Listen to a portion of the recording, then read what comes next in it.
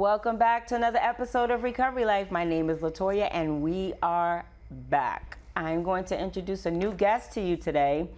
So, hello. Hello, how you doing, Latoya? Do you want to tell our guest a little bit about you and where you come from? Yes, absolutely. My name's Jose.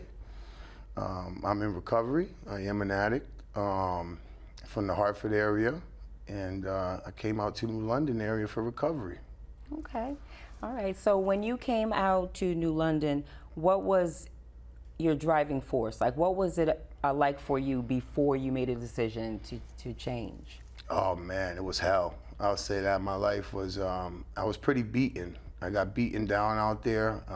It was a whole life horror before I made a change and before I started getting willing and I started hearing about areas like New London, Groton, that had some recovery out here in meetings. Okay, so I'll give a little history about what I do know is that this is a welcomed interview for the community. So many people were happy to hear that you were going to be on the show today because of all the contribution that you give to the newcomer and the people that are out there that you don't know that you help each and every day. You save a life and you don't even know about it. So I wanted to tell you that. And I also want to say shit so we can get that over with where now we calm and we can loosen up a little bit, That's right? That's right. So tell me what it's like for you when you first get up. What is the day like for you when you first get up?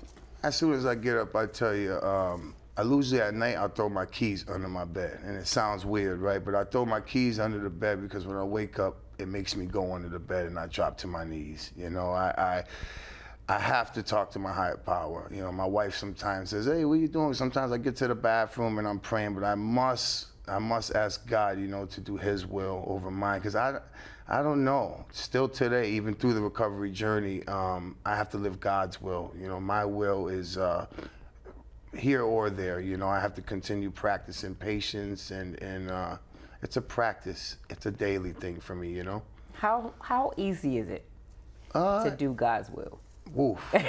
I tell you, it's not easy. It's not. I'm normal, if there is a such thing as normal, right? But it's not easy because I'm always, you know, my sponsor says, you know, I go back to thinking, hey, will my sponsor do it? Or, hey, will God do it? And it sounds funny, right? But it's really not. It's who am I when nobody's watching? You know, I try to practice that a lot. So when we talk about who am I when no one's watching, that's a person that's being built, that's a person that's being regroomed and shaped. And what does the mold feel like as it's happening?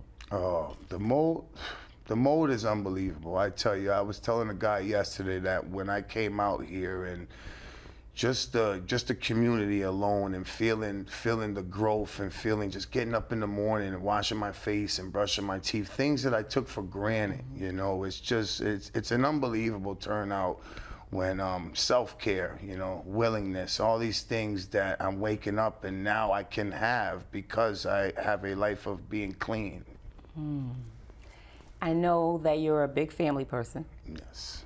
How important is that for your stability and your recovery? Oh, it's huge. I actually, you know, before coming, I text my mom and, you know, she said, you got it, you know, and all my brothers. It gets me emotional, right? Because I'm the oldest of 6 and I put them through some hell too. You know, I put them through a lot of my disease, addiction, but on the flip side, them and my daughter and family and my wife, I mean, it's just you know, I know they can't do it for me. And I can't do it for them. I have to put myself first, but I use it as like a battery, you know, like I can do this and it gives me motivation, you know? Isn't it amazing how the motivation changes from getting what we need out there to getting what we're supposed to have in recovery? So on a day-to-day basis, how much energy do you put towards becoming a newer you? Oof. I remember when I first came, they told me, Jose, you know, because using was a full-time job. It was a full-time day. I eat, drank, swam, woke up, everything to using a drink or a drug. And they told me if I put half of that energy into being clean, I will have this life beyond my wildest dreams, you know, and I bought into it. I like to say, you know, and it's a true statement. I believe, you know, I just try to do the next right thing. And energy does go into it because my sponsor likes to tell me, it's my responsibility, right? Because sometimes I like to, think it's everybody else's, but it's not. I wake up and I got to hit a meeting. I got to make phone calls. I got to put some type of energy into this life that I want. So so I'm glad you shared that. That's I'm going to use that. So you have a routine. Absolutely. So, when we're in active addiction, we have a routine, but the routine is done without our permission, right? It's to get off E. That's right. Right? To get a wake-up bag and we ain't been asleep, right? None of that has to do with food or bathing or brushing our teeth or any of that stuff or talking to our family. What is it like to just not have to have that chaos in your morning or your afternoon or your night? It's hard to put it into words. It really is because, I was attracted in a way to the chaos, and I didn't know that. I thought I just had to be clean, right? I would think as long as I'm clean and I stop using that drug, I'll be okay. And then I got clean and I realized I'm bored, and people would tell me it's because of the lifestyle. So I was addicted to all the chaos and, because using is one thing, but the behind the scenes things I did to get it and people I hurt, people I lied to, it's just unbelievable. So today it's very happy without chaotic and a normal. I'm still getting used to it. I'm still getting used to warming up a coffee and saying good morning and looking at the birds chirping outside and just feelings. It's amazing because birds used to get on my nerves when during active addiction, you'd be like, why are y'all making all this noise, right? But that's what birds do. Yeah, that's what they do. Right. What was it like when you first realized that you woke up and the birds were supposed to be there? I tell you, like you said, I'm another one that if I heard the birds, it's because I was up too much. I said, oh man, Right. My night's over. That means the birds are chirping, the drugs are gone, or Right. the party's over, or somebody's calling, and it's beautiful. I'm big on cardinals. I love seeing them come out. I believe it has to do with the afterlife, and just these are things I never thought about in active addiction. It's like having the peace and serenity of being able to look outside and see the clouds, birds flying, being in the water area. It's mind-boggling, I say, So if you had a first thought, what does that mean to you? If I had a first thought? Yep. If I had a first thought of music? Anything. First thought. What comes to mind if I say first thought? First thought comes to mind with me would be picking up the phone. My first thought, I have to, because I could do everything right, Latoya. If I don't pick up the phone when I want to use, I will not continue this recovery life. I've tried it before. I've tried to do everything else right. And when, they would tell me, hey, call me before you use. Don't call me after you use. And so I threw something at you just now, a monkey wrench, to see what direction you was going to go on with it. Because first thought, depending on your recovery and your stability in your recovery, would be wrong move, wrong idea. When someone says your first thought is usually wrong, unless you work in a program, right? So your first thought was call somebody, get help, right? It was solution-based. That's right. That's the idea of recovery, is to be in the solution, right? Yes. Right? And not to call after you make your own decisions. Yes. Right? That's right. What is that like to lean on someone else's understanding for help? Oh my! Today our reading was on sponsorship, and I believe that's the heartbeat of the program. I have what's called a sponsor, right, in my recovery life, and it's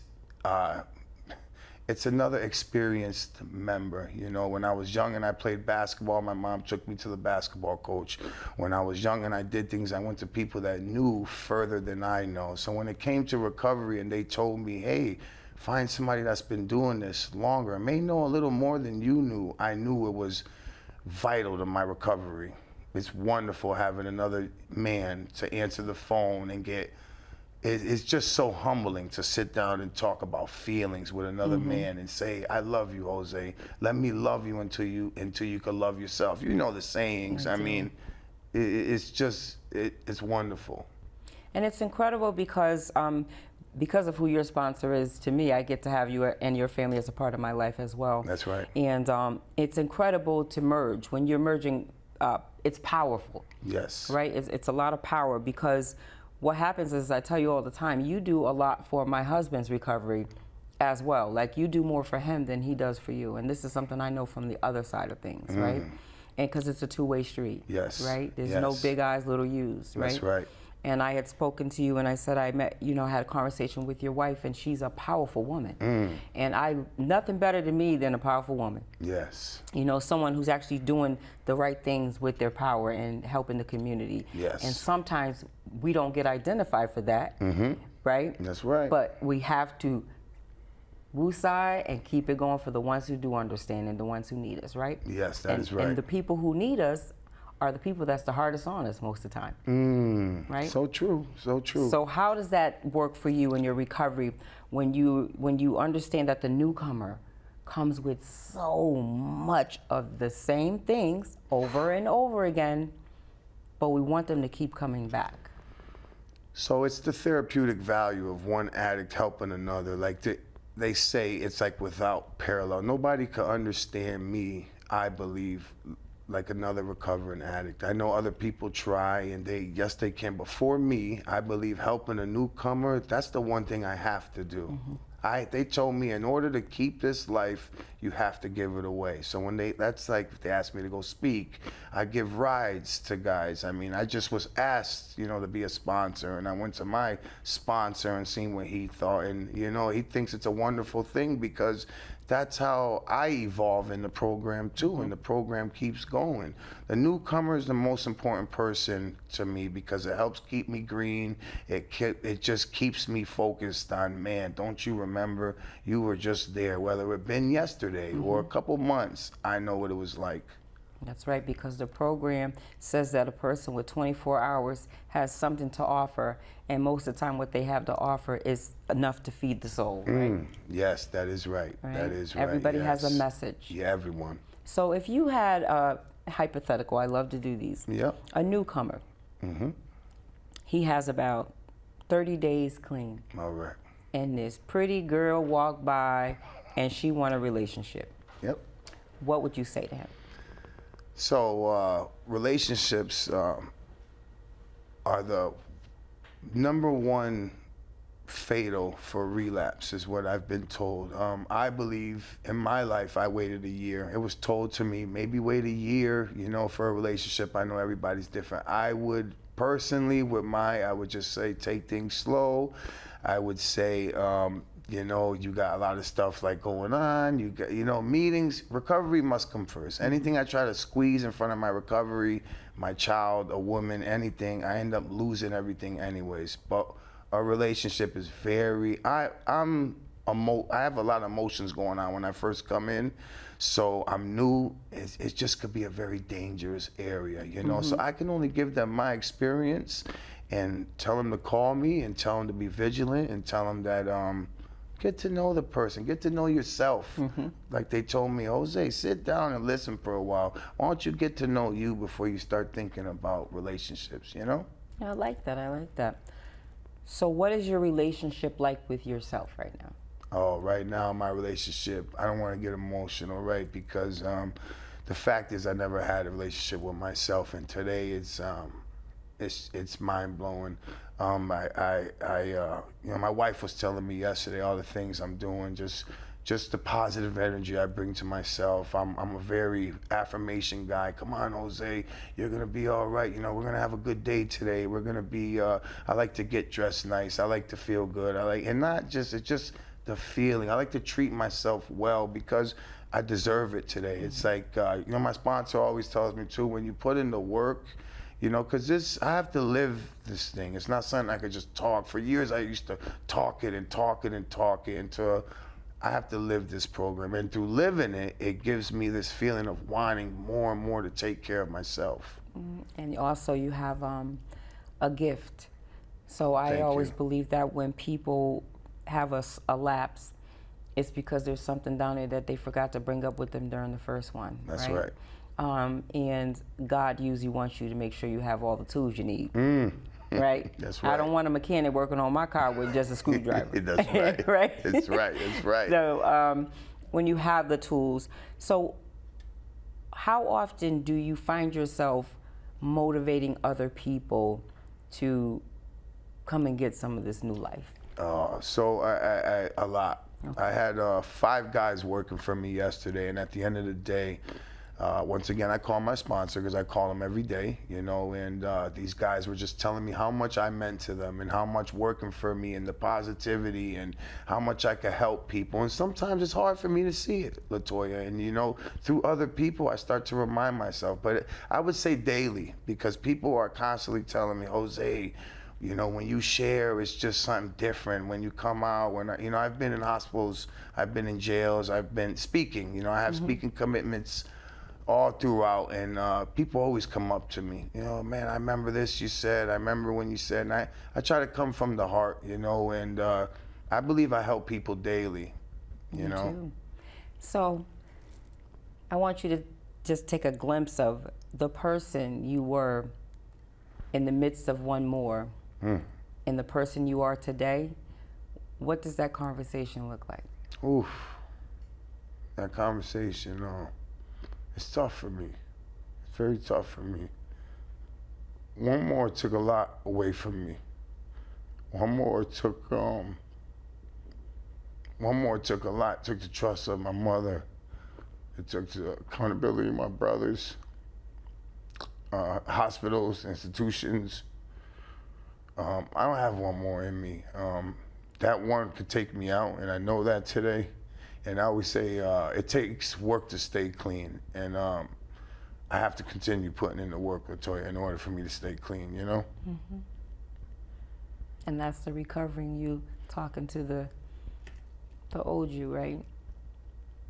And that's the one we want to feed the most. We want to feed the one who wants this life, who wants to shed the tears and the pain of the things that we once gave away, and appreciate the today that we have, that we're creating every day and every moment. That's right. And I see you as greatness, you know, my sponsee son, and I want you to know that you're appreciated, and that the things that you do are not unseen. They are very much seen. You come to the hospital, you share for me all the time when I ask you to. I'm going to be asking you to share the new location as well. That's right. So tell me what it's like to have a sponsor, and what's that's like to... It's wonderful. Sorry I get all emotional. No, don't apologize. That's the pain that the disease has brought me through, right? And I try not to wipe my tears. I let them hang so I could try to remember all them nights, you know? And having a sponsor, the sponsor I have today is, it's just unbelievable. It's he was on the phone with me yesterday, and he was talking so highly of his sponsor, right? And I said, Joe, do you not know that you do those things for me?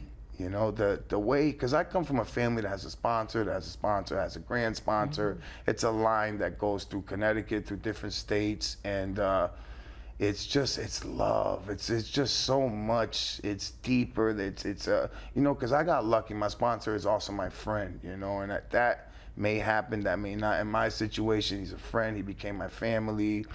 It's deep. It's wonderful. There's not enough words I could say right now, Latoya, for the sponsor I have guiding me through these 12 steps. And so the 12 steps, how much more success would an addict have if they just took the first one? If they just took the first step? A lot. I know. I don't mean to laugh, but the first step is I have to do that every day. I'm powerless. I'm powerless every day, Jose. When you get them thoughts, I'm powerless. My life becomes unmanageable. Every time I pick up a substance, I got to do what's called playing the tape out. You know, because I like to only play the beginning part. You know, I don't get to the end of the tape. But today I know I got a first step. If you could get that first step right, your life would start going. It's just unbelievable. Pick up a book, get with a sponsor, and the steps it's amazing. But that first step is what has kept me clean on and over and over and over, day after day after day, and willing, and just so much. This first step is another question that I just keep going on and on about. I love that. So where does the ego go when we surrender? The ego's tough. The ego's a tough one, because I've also have the privilege of working in recovery too, right? And they would tell me, Jose, your job is not your recovery, right? And because without practicing these spiritual principles, my ego can get in my way. You know, I start thinking I'm somebody, or I could tell people I'm better than, and then that's not what I do here. That's not what we do here. I try to keep my ego down, you know, because it could get in my way, and it has before, you know. So it's practicing. I'm not perfect, but it's practicing keeping that down, you know. I see a lot of times when you share, I've never seen you in ego. I've always seen you allow God to take the wheel and to share the truth, and very transparent, very just authentic, very authentic. And I always see someone shed tears when you share because they identify with the truth, right? So if you could explain in your words to the addict who doesn't know that this program exists of hope, how would you explain to them that there is no graduation? I used to think I was going to graduate, Latoya. I used to think everybody had to stop drinking. I used to think there was going to be a party when I got my first chip. Oh, nobody, you know? And it brings me back, you know, like hearing these questions. But I do know that there is no graduation, but there's a life beyond your wildest dreams here. And you could come in, and I say it's just, there's no limit here. I've seen guys, and you have too, seen people. I mean, I came from nothing. I came out here with a bag of dirty clothes, I like to say, and my life is great today. And it's not just the material things, it's the stuff I keep inside, you know. When you come in, be ready. I tell people a lot of times, if you don't want to do this, that's fine. I tell myself, you don't want to do it, Jose, buckle up then. Because when I didn't do this, I used. When I stopped doing stuff like this, it's not if I'm going to use, it's when. I know that today, Latoya, you know? So it's the accountability that you take, right? So what have you found in your life that makes you want more for yourself? What I have found in my life is a lot of the accountability. It's people counting on me. People hearing my mother say, I believe in you, you know, and hearing my brother say, I believe in you. My wife, you know, being you're my daughter. I was able to bring her to college this year and drop her off at the dorm. She didn't know how much that meant to me. You know, those are the things that I get hungry and I want more. I want more. I bought into this, you know, to this recovery life. I know, because people like yourself and other people show me, you know, my predecessors show me that here in this program, there's just so much more stuff. It gears me into wanting to do more, wanting to pick up that book, pick up that phone, do more step work, give a ride, fill my toolbox. And being able to show up is as you said, accountability, like a lot, which means you like to be, that people can depend on you today, right? That's right. Because in active addiction, you want to be places, but the addiction is not allowing you to go nowhere, right? You want to be there, yes. And you think that you're going to make it for Christmas and Thanksgiving, but it was 2 days ago. Yeah. You know, you're like, that was 2 days ago, because you, yes. Yep. So now when you show up, and you just the fact that you are able to be somebody can count on you today, and your word is your word, and you actually come early and not late, so people don't have to be worried and be like, "Oh Lord," you know, like. Yeah. Anybody got a different time than me? Because how does that feel when people don't have to concern themselves with your word today? It's amazing. It's amazing to the feeling I get at the end of the day when I feel like I've showed up for somebody, or even today. You see, I try to put my head 15 minutes early, 10 minutes early. That's on time, because I was always 15 hours late. You know what I mean? Not 15. Sometimes it was never. And I thought I was gonna get there on time, like you said. I really, really wanted to, right? But being clean, I just have more. It's just a whole difference. I could see more, I could feel more. I know how important it is in recovery when I say something, you know, to be about it. I know that here, from my predecessor to a sponsor, to my sponsee brothers, when we say something, we do it. I try to live this recovery life to the best of my ability. I'm proud of you. Thank you. I'm proud of you as a person, as a recovering addict, because there's nothing greater than actually witnessing somebody come up, you know, and I mean emotionally come up on top of it. And to take a turn and hit your head a little bit and to turn back and continue to go forward again, because it's like that. There's a game that you play and you can go and you'll hit your head and you keep doing this if you don't get the right parts, and then you can get yourself straight and actually continue forward, right? Yeah, that's right. So what is it like for you to be able to not only get up and not have to look for the dealer or for one more drink or whatever? What does that feel like when that's not a part of the daily routine? Again, it's everything. It's just everything. I tell people, when I used to wake up, my first decision went to the dealer. I didn't get to make my own choice when I woke up. It wasn't brush my teeth. It wasn't wash my face. It was, how can I get normal? Because, you know, when I use it for a while, I just want to be normal, you know? And to be normal, waking up without a drink or a drug is, I thank my higher power every day for this. I thank him for taking me through this walk every day. And I'm just so grateful, because so many didn't make it on the wake up list today. That's part of my prayer. Thank you for being on that wake up list this morning, Jose, because so many didn't make it, you know? So it's so much not looking and calling and lying and cheating and stealing and robbing. And I can go on and on and on, the things that I've done for that bag or for that drink.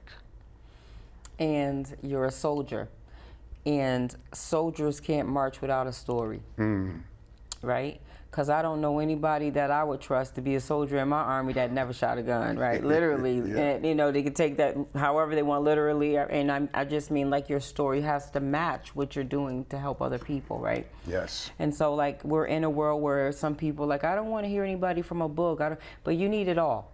That's why they call it a treatment team. Because you need it all, right? Tell me what it's like to be able to, tell me what it's like to be able to know that today you stand on the other side of the pain. The other side meaning that you see that it does get better. Oh, so my wife is also a counselor, a therapist, you know, she works in the field too, and it's an amazing, she's not an addict, but she's somebody, like you said, that it doesn't matter. She wants to know how to help, and for me, so we come together, and it's just, for me to know that there's hope on the other side, and for me to know that this recovery works, I just want to put it my all into. I want everybody to grab it. I tell people when I'm sharing what you've heard me, I want to shake the room. I want to break everything, because please come take this life. Please take the easier, softer way. Come take this life, buy into it, give it a shot. You know, if it doesn't work, they refund you your misery for free. You know, you know, Latoya. I thank you for being here today. I thank you. It went fast. Yes. I'm gonna get you back on here again. Okay. All right. Thank you so much. That is all from us today. And we would like to thank you for joining us on another episode of Recovery Life. Ciao.